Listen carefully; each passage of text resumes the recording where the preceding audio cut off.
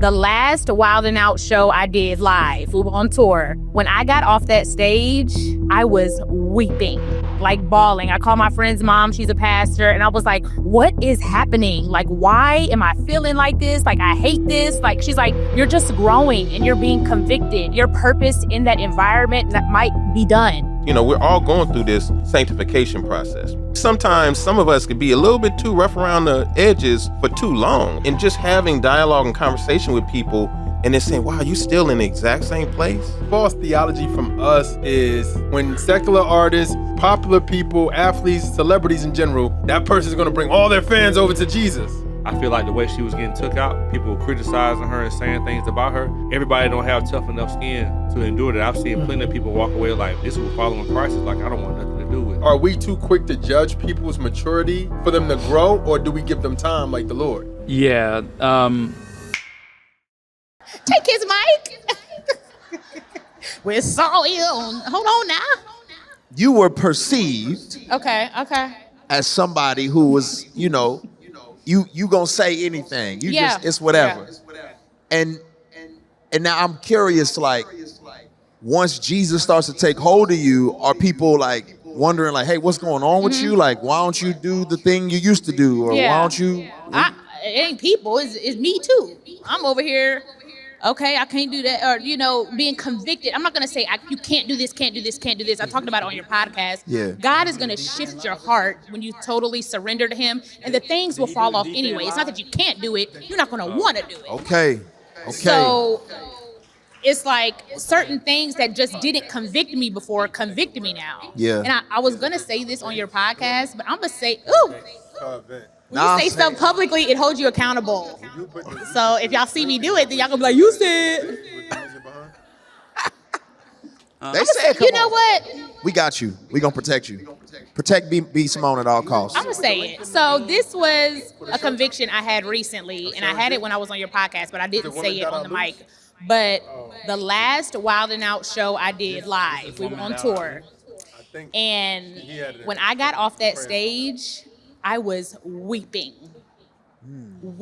like bawling. I called my friend's mom, she's a pastor, and I was like, what is happening? Like, why am I feeling like this? Like, I hate this. Like, she's like, you're just growing and you're being convicted, and your purpose in that environment might be done. You know what I mean? So like, it's just so different how you're convicted about certain things you never thought about before. Yeah. And Wild 'N Out is one of them. Not that it's a bad show or all those things. But it might not be right for you. For me in this season, with where I'm going and where God is taking me and how he wants me to show up. Yeah. Purification takes time, but there should be a journey, and people should slowly see how I'm growing, and I should be growing. And Wild 'N Out was one of the convictions I had just in that moment, in this season. And I'm like, whoa, I've never been convicted about that. I love that, because to me that, amen. To me that shows maturity, and maturity is about wisdom. I think when you're immature, you need right and wrong all the time. Like, what's right, what's wrong, what's right, what's wrong. As you mature, you need what's wise and what's unwise. That's right? Because everybody wants the right, wrong all the time. It's like some things are not a matter of right and wrong. It's a matter of, is it wise or is it unwise? And I think that's where you're saying, like, is this wise for me in this season of my life? Yeah. With where I'm trying to go. Exactly. And, I love that. All right, that was a fun conversation. Lecrae and B Simone. What are y'all's thoughts about that?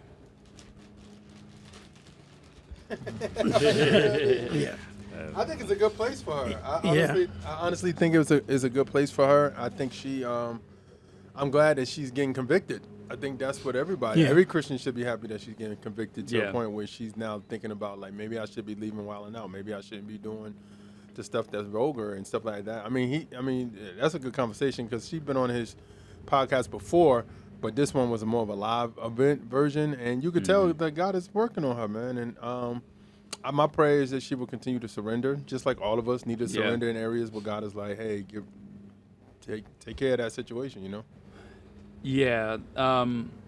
I didn't start watching, like, I never watched Wildin' Out when it was on. Is it on air? I don't know if it's even on. Yeah, it's still on. It is. I never watched it that way. I've only watched, like, the compilation videos on YouTube when they come up in the feed or something like that. So I didn't even know she was on Wildin' Out until she was off Wildin' Out. Yeah, I feel like, you know, she's done a good job of, you know, making that transition.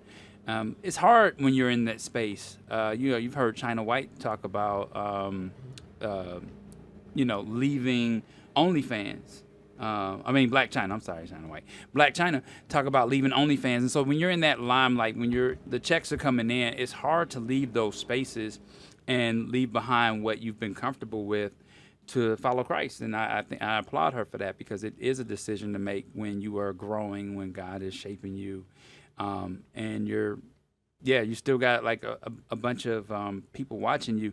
Now, she used to be on a podcast with Megan Ashley. That's right? Yeah. Okay. Mm-hmm. And then they split ways and they did their own individual podcast. Yeah. Mm-hmm. Got you. Yeah. Okay. They had like a falling out, I think. Mm-hmm. Yeah. And they just, Yeah. they say, because they were friends, and then they just kind of went, Yeah. not left, but I feel like God probably was taking, just from the outside looking in, it felt like Megan was trying to really like, okay, I need to really live this. I was gonna say their Different podcasts are in two different lanes. Yeah. You know what I'm saying? Like her Megan Ashley's podcast to me feels more like, listen, I'm trying to show you how to live this life and this walk, and hers kind of feels more like, you know, join me as I try to figure this out, as I work on this, and God works on me. But I think the dangers, two different audiences. Yeah, I think the dangers of certain things is like, I saw something where Megan Ashley recently was talking about, and she was like, I had everything. My husband, my ex-husband he gave me everything. He gave me everything I wanted, blah, blah, blah. And then she just flipped it on them women, because she was like talking to other women, like in like a group or something. She was like, but none of that left me happy. When my husband, when my kids needed stuff, but I needed spiritually stuff, none of that stuff made me happy. Like, you guys are looking for the wrong things in relationships. You need to find a man that will pray over you, a man that will, you know what I mean, different things. She was going in, and it just made me think about, like, when you listen to that versus listening to, and I don't want to compare them, but I just, like you just said, it's just the difference of, even with B. Simone, she's still trying to figure it out, but then on her platform sometimes it may be like, you know, we all make mistakes, you know what I mean, kind of vibe, you know what I mean, versus like, okay, let me really, and then like you said, different people are in different places to the point where you still may be like that Christian where kind of like Lecrae was like, you know, like, can I do this, yes or no, you know what I'm saying, versus like, this is not wise, let me not do this, this doesn't please God, you know what I mean. And I think every believer gets to that point, and it's just really maturity where you get to the point where you go from, you know, oh, they go to the line, let me go near the line, versus like, man, that line is a waste of my time, and it displeases God. You know what I think that this is a good, you know, the takeaway that I got from it was the importance of growth, right? And so, and this goes in a lot of different directions, but oftentimes when we talk about growth, we normally just talk about it from the standpoint of somebody that's in secular, that, you know, we're saying, well, they need to grow and, you know, gain more of an understanding of Christ, right? But we often don't talk about those that are in Christ that need to move to the next that's true. level in their maturation process. You know, we're all going through this sanctification process. But it's sometimes some of us could be a little bit too rough around the edges for too long. Like, why are you still rough around the edges? It's time for you to kind of smooth out some, and, you know, and just having dialogue and conversation with people, and they're saying, wow, you still in the exact same place? You know, when I look at people like B. Simone, it's like there's a lot riding on her staying in that place in order to make money. But it's a lot riding on all of us to continue to grow. Sometimes we get comfortable saying, oh, well, I go to church on Sunday, and I'm really a deep Christian because I go on Wednesday or Tuesday. But outside of that, not doing anything else. And I think that there are a lot of people, Mike Epps is one of them, that stated, you know, that he was going to come to the Lord at some point in time, but right now he's making his money. So it says a lot for somebody to say, you know what, I just can't do this anymore. And there are several people from Wildin' Out that have done that. I forgot the other guy, the one that sounds like DC Young Fly? No, not DC Young Fly, the one that hosted the Kingdom Choice Awards. Emmanuel Hudson. Even he made a statement like, I can no longer do that. So it's a blessing to hear people that are not trying to make it all work, but are at this point in time like, okay, you know what? I got to serve Christ. Yeah. That conviction, man. You see people compelled to want to just grow in their relationship with the Lord. That's why I say I haven't always been a fan of seeing her on the platform so early or anybody on the platform so early because I think discipleship is like a forgotten thing in our body. It's like if you have a platform, people just put a microphone in front of you and let you start saying stuff. And their desire to have people attracted to what they're doing, you're causing this other person to be exposed to something before they're ready to be exposed. Yeah. Some folks feel like you should see the good, the bad, the ugly of somebody's journey. Some people feel like it should be done behind the scenes. I mean, everybody's different. I feel like the way she was getting took out and people were criticizing her and saying things about her, everybody don't have tough enough skin to endure that. I've seen plenty of people walk away like, this was following Christ. It's like, I don't want nothing to do with it. Yeah. So I'm always a fan of just kind of growing behind the scenes before you get a microphone. But just to see her being able to articulate her journey the way she did, I just pray for her, man. I pray she continues to grow. I pray she continues to make progress in her walk, as we all are trying to make progress, and I wish the best for her. Yeah, and this comment is very right. Let's stop comparing her to Megan Ashley. You're absolutely right. Like, and if that was my heart, I'm sorry. I want to be real about that. Like, I don't want to compare. I don't think anybody's comparing her to Megan Ashley. We're just saying there was a split between the two personalities in which in the direction their podcast took. and that's what we're saying. And if it took, and I think the person may have felt like comparison because we said that this one person is saying this versus that. You know what I'm saying? Well, I mean, B. Simone is a comedian. Yeah, that's how she gets her. That's her personality. Yeah. So she's a lot more bubbly and more, you know what I'm saying, boisterous than Megan Ashley. And I'm just saying that's the difference that you see. Megan Ashley has these quiet conversations with, people on her podcast, and she's like, what do you get out of that? B. Simone is more so talking about like, this is where I am. This is what I need. But I think what they're saying, the young lady saying is that they're on both journeys. You're right. You're absolutely right. But I think if I'm watching back, somebody could be like, oh, one is better than the other, and we're not saying that. But we are saying maturity is there. You can tell the difference in maturity. And like you said, there's processes of people maturing and stuff. But I was about to ask you this question before we go. What do you feel like are we too quick to judge people's maturity to grow them, for them to grow, or do we give them time like the Lord?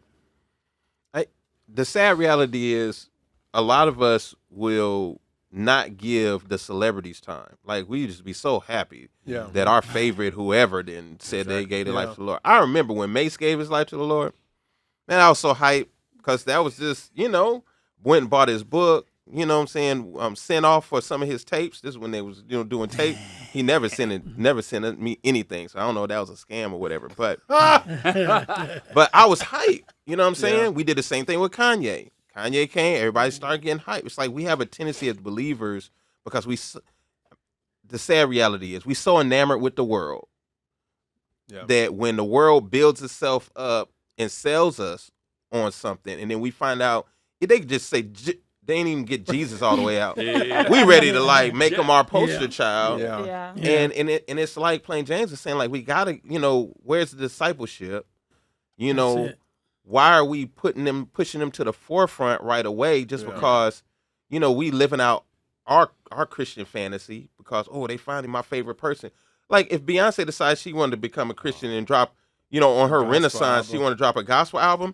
It'd be a mess. You know how many Christians worship her right now? Yeah. Where was she telling to wear? Come to the concert, all kind of stuff. Can hear certain things are just straight up demonic, but still do it anyway. Yeah. We become enamored really, really fast. I think we do need to take a whole lot more time to not even judge the person, but to just try to assist and help the person. Find out if they got discipleship or anything of that nature, but to not just immediately push them forward.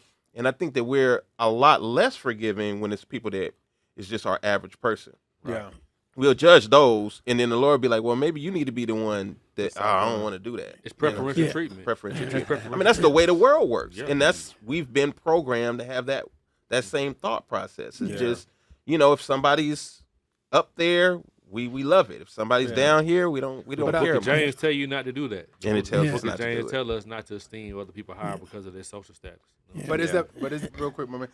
But it's the false theology from us is, and I've seen this a lot, that person's going to bring all their fans over to Jesus. I think that's one of the biggest misconception is like when secular artists, popular people, athletes, celebrities in general, if they got millions of followers, they automatically think that if that person gets saved, all these people are going to get saved. That and I think that's one of the biggest I think it's the opposite. I think people from churches think like, man, if we can get them to come, everybody will come to our church. Comes. Yeah. So they're not even. They're really using these people as a marketing employee for their ministry, or for their platform. Yeah. Meanwhile, these people are going through a real thing, a real walk where they need real help, real transformation, real discipleship, real training, and you don't really think about that. You just think about, wow, if I put on this flyer that so and so's gonna be at the church, we're gonna pack it out, and when we take up this offering, it's gonna be stupid. And that's the way. And that's the way it looked with with Snoop doing his gospel albums. Like, you know, a prominent gospel awards company is giving you an album of the year award, and you're not even living the faith like any kind of way, like no kind of way. The industry don't look at like how we look at it. We know about the Christian culture with music and stuff. Like the industry look at it like, oh man, church folks spend money. So what I'm gonna do is I'm gonna put something out for the church because they see me and they see me over at the church, they gonna buy it. So folks really pimping the church for real because they know we green. Some people are green. Yeah. Like they you know what I'm saying? Some people are green. They just know like, hey, if these church folks see Snoop Dogg, they're gonna be blown away. These church folks see Kanye, they're gonna be blown away. These church folks see so and so, and they're gonna just spend their dollars to go to the church. Oh, we're gonna have a Friday night event where we're gonna have B. Simone and so and so and so and so. The line gonna be around the corner. But this is the thing that's so sad, and I just looked at this. Now I'm gonna try to make sure that I'm leave names out because people be coming for me when I say specific names. So I'm not for trying you to anyway on this show. All right, so I'm a secular artist, right? Let's say Plain James, he would never do this, but let's just say he's like, man, I want to get you on a song because I want to live my fantasy of the 2000s or whatever. Because most cases when we as secular artists, as Christian artists get secular artists, we normally get B and C level artists that end up making us look even more cheap. But I'm just okay. So with that being said, back in the 2000s, what used to happen is if it was two secular artists get on a song, then that song would be featured on both artists' albums. Right. So that way, I'm exposed to your audience, you're exposed to mine. I've been looking at a lot of Christian artists, some really big that just released an album, have secular artists on their projects, right? But then when I look at their Apple Musics or their Spotify's, right? And I look at all their top songs, it's all from their albums, right? When I go to the secular artists that might be a B-level, C-level artist now, I don't see any of their projects on their top songs because a lot of them work with Justin Timberlake or Timberland and all that, and they still got these songs that are still charting, right? Why is it that a lot of our Christian artists who pull from secular artists, the secular artists never reach back because they never want to expose. So a Snoop would say, I want to do a gospel album, but I'm not going to reach and get a Kelly Price on my song. No, they'll get a singer. I don't know what it is about a rapper. They won't get a rapper.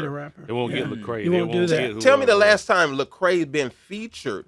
I'm not talking about him featuring somebody, but somebody featuring him. I'm talking about a rapper on their project. I can explain it to you, but not on air. Gotcha. And I'll tell you what it equates to because it happens with this show.